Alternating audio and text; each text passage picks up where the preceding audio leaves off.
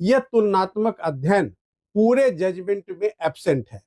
लिहाजा एक जजमेंट जो दिया गया है एक वेग जजमेंट है और हमारे हिसाब से शिक्षकों ने जो मांग माननीय उच्च न्यायालय में की थी उन मांगों को पूरा ध्यान नहीं दिया गया और उनको एड्रेस नहीं किया गया, न उस पर कोई निर्णय दिया गया।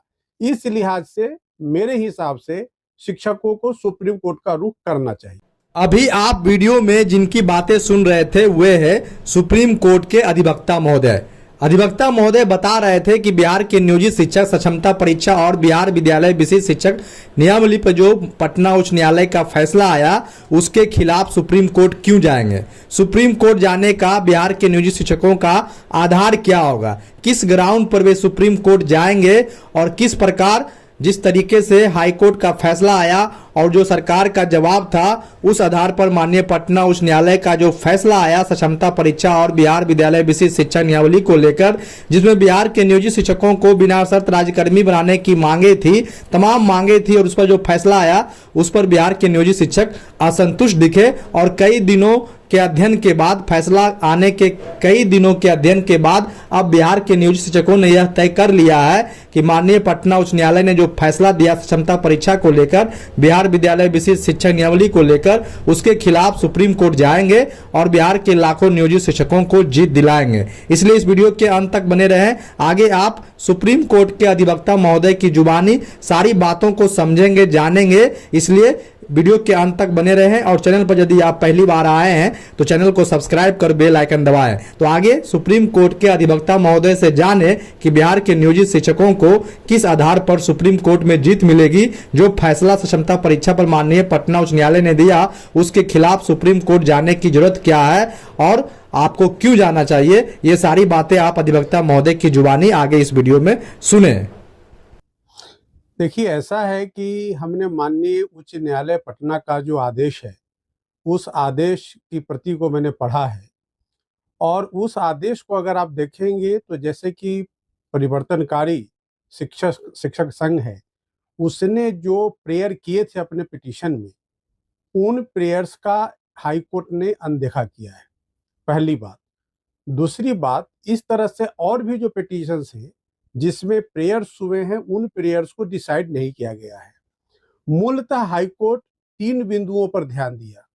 पहला बिंदु कि अगर धारा 309 के तहत राज्य सरकार कोई नियम बनाती है तो क्या वो नियम पंचायती राज एक्ट और धारा 343 जी के तहत जो कानून बनाया गया है पंचायतों के लिए उसके एरिया में उसका उल्लंघन माना जाएगा या नहीं। ये तो पहला प्रश्न था उनके सामने। इस प्रश्न को उन्होंने खारिज कर दिया यह कहते हुए कि जो डॉक्ट्रिन ऑफ ऑक्युपाइड फील्ड है वो वायलेट नहीं होता है, लिहाजा जो प्रोवाइजर टू रूल 4 और रूल 12 जो है 2023 के रूल्स का उसको उन्होंने स्ट्राइक डाउन किया और उसके अलावा 2023 का जो रूल है एक्सक्लूसिव टीचर से संबंधित उसको उन्होंने अपहेल्ड कर दिया।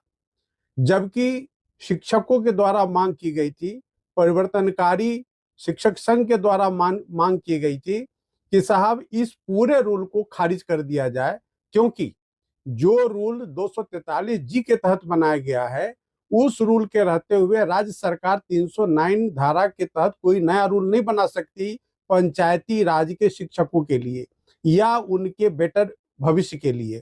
वो जब भी बनाएगी वो पंचायत ही बनाएगा, वो प्रखंड ही बनाएगा, वह जिला परिषद ही बनाएगा। लेकिन इस दलील को हाई कोर्ट ने मानने से मना कर दिया।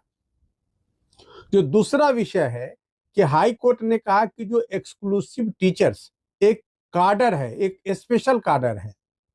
जब हाई कोर्ट की आप पूरे जजमेंट को पढ़ेंगे तो एडवोकेट जनरल के इस दलील को उन्होंने मान लिया, लेकिन उस पर जो उन्होंने रीजनिंग दी है उस रीजनिंग का जो रूल्स हैं पंचायती जो नियोजित टीचर से संबंधित उस रूल को इग्नोर करते हुए 2023 के रूल को मानते हुए, लेकिन 2023 के रूल में ऐसा कोई व्याख्या नहीं है कि एक्सक्लूसिव टीचर का जो काडर है वो बिल्कुल अलग काडर कैसे है। न तो उसका पे स्ट्रक्चर डिफाइंड है, न तो उसमें फीडर ग्रेड का कोई डेफिनेशन है। तो हाई कोर्ट ने इन तमाम बिंदुओं को इग्नोर करते हुए और एक्सक्लूसिव टीचर को एक काडर के रूप में मान्यता दी है, जो मेरे हिसाब से उचित नहीं है और वह संविधान सम्मत नहीं है। तीसरी बात कि उन्होंने कहा कि जो नियोजित टीचर्स हैं उनके बेटर भविष्य के लिए, और वो अगर अपने आप को सरकारी शिक्षक के बराबर लाना चाहते हैं तो उनको कॉम्पिटेंसी टेस्ट देनी होगी। हालांकि हाई कोर्ट ने कहा कि कॉम्पिटेंसी टेस्ट वो ऑप्शनल है, जो कॉम्पिटेंसी टेस्ट देंगे, पास करेंगे तो वो राज्य शिक्षक का दर्जा पाएंगे और उनको उसका वेतनमान मिलेगा। लेकिन प्रश्न ये उठता है कि ये कहीं पूरे जजमेंट में डिफाइन नहीं है कि नियोजित शिक्षक का वेतनमान और जो सरकारी शिक्षक का वेतनमान दोनों में अंतर कितना है। यह तुलनात्मक अध्ययन पूरे जजमेंट में एब्सेंट है। लिहाजा एक जजमेंट जो दिया गया है एक वेग जजमेंट है, और हमारे हिसाब से शिक्षकों ने जो मांग माननीय उच्च न्यायालय में की थी, उन मांगों को पूरा ध्यान नहीं दिया गया और उनको एड्रेस नहीं किया गया, न उस पर कोई निर्णय दिया गया। इस लिहाज से मेरे हिसाब से शिक्षकों को सुप्रीम कोर्ट का रुख करना चाहिए।